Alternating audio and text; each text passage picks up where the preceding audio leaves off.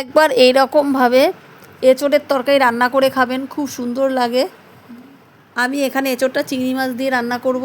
তো আমি এখানে নিয়েছি একটা বড় সাইজের এঁচোড়। এঁচোড়টা এখন কেটে নেব আমি।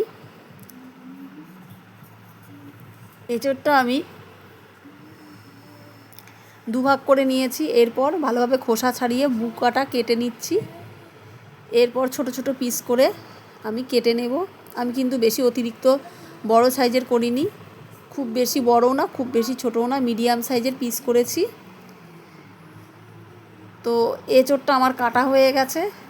এখন আমি ভালোভাবে একটু ধুয়ে নেব। এঁচোড়ের জন্য আমি চিংড়ি মাছ নিয়েছি এখানে 300। এখন আমি চিংড়ি মাছটাকে ভালোভাবে ধুয়ে খোসা ছাড়িয়ে নেব। তো চিংড়ি মাছটা আমার ছাড়ানো হয়ে গেছে। আমি এঁচোড়ের জন্য এখানে নিয়েছি চিংড়ি মাছ, এখানে নিয়েছি রসুন বাটা, কাঁচা লঙ্কা বাটা, জিরে আদা বাটা আর ধনে বাটা। এরপর আমি প্রেসার কুকারে আমি এঁচোড়টা একটু 1 সিটি দিয়ে নেব। দিয়ে দিচ্ছি লবণ, দিয়ে দেবো হলুদ। এরপর একটু নেড়ে নেব। এরপর আমি প্রেসারে 1 সিটি দিয়ে নেব, নালে এর বেশি সিটি দিলে এঁচোড়টা গলে যেতে পারে। তো এঁচোড়টা 1 সিটি আমি দেওয়া হয়ে গেছে। এরপর আমি জল ঝরিয়ে নিয়েছি। এবার চিংড়ি মাছে দিয়ে দিচ্ছি লবণ আর হলুদ, ভালোভাবে মাখিয়ে নেব। এরপর চিংড়ি মাছগুলো ভেজে নেব। কড়াইতে দিয়ে দিচ্ছি সাদা তেল। তেলটা গরম হয়ে গেছে। এরপর চিংড়ি মাছটা আমি ভেজে নেব। চিংড়ি মাছগুলো কিন্তু আমি একটু লালচে করেই ভেজে নেব।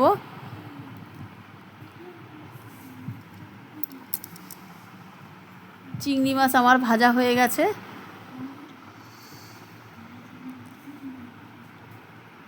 এরপর আমি একটু উল্টে পাল্টে ভেজে নিয়েছি। এরপর আমি তুলে নিচ্ছি চিংড়ি মাছগুলো। এই চিংড়ি মাছ ভাজা তেলের মধ্যে আর একটু তেল দিয়ে দিচ্ছি আমি।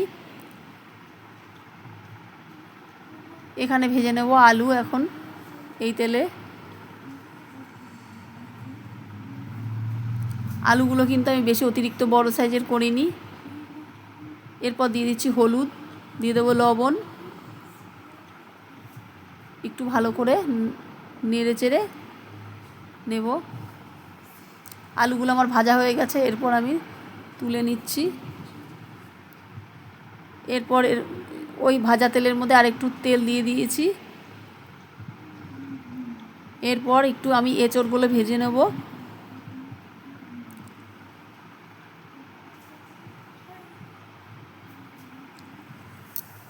এঁচোড়গুলো কিন্তু আমি খুব বেশি ভাজবো না, একটু হালকা ভেজে নেব।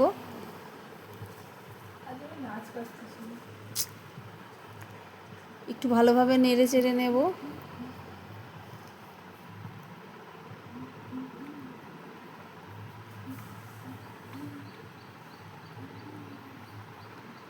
তো এঁচোড়গুলো আমার ভাজা হয়ে গেছে, আমি তুলে নিয়েছি। এরপর কড়াইটা পরিষ্কার করে কড়াইতে দিয়ে দিচ্ছি সরষের তেল। আমি এঁচোড়টা কিন্তু সরষের তেলেই রান্না করব। তেলটা আমার গরম হয়ে গেছে। এরপর ফোড়নে দিয়ে দেবো তেজপাতা, শুকনো লঙ্কা আর গোটা গরম মশলা। দিয়ে দেবো পেঁয়াজ কুচি। একটু ভাজা ভাজা হয়ে আসলে দিয়ে দেব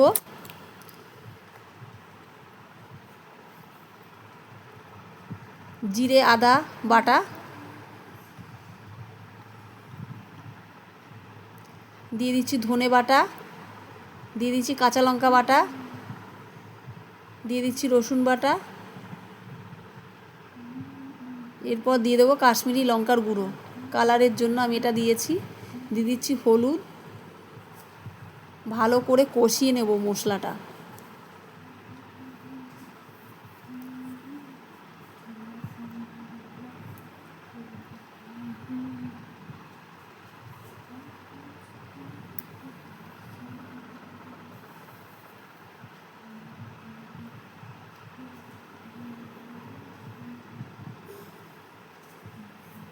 তো মশলাটা আমার কষানো হয়ে গেছে। এরপর দিয়ে দেব অল্প পরিমাণে একটু চিনি, আর একটু কষিয়ে নেব। মশলাটা কিন্তু ঘন ঘন নাড়তে হবে যাতে পুড়ে না যায় বা লেগে না যায়। এরপর দিয়ে দেবো ভেজে রাখা এঁচোড়,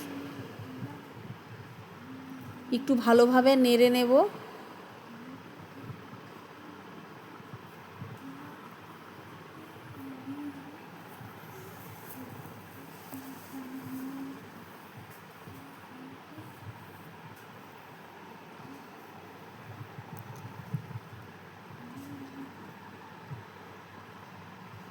এরপর দিয়ে দেব আমি ভেজে রাখা চিংড়ি মাছ আর আলু দিয়ে আরেকটু ভালোভাবে কষিয়ে নেব। মশলা কিন্তু ভালোভাবে আমি কষিয়ে নিয়েছি। এখন এঁচোড়, চিংড়ি মাছ, আলু দিয়ে আরেকটু ভালোভাবে কষিয়ে নেব।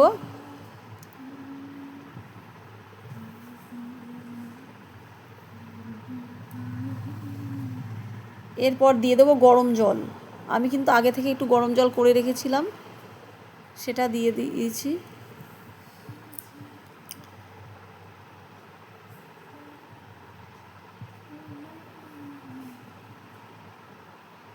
এরপর দিয়ে দেবো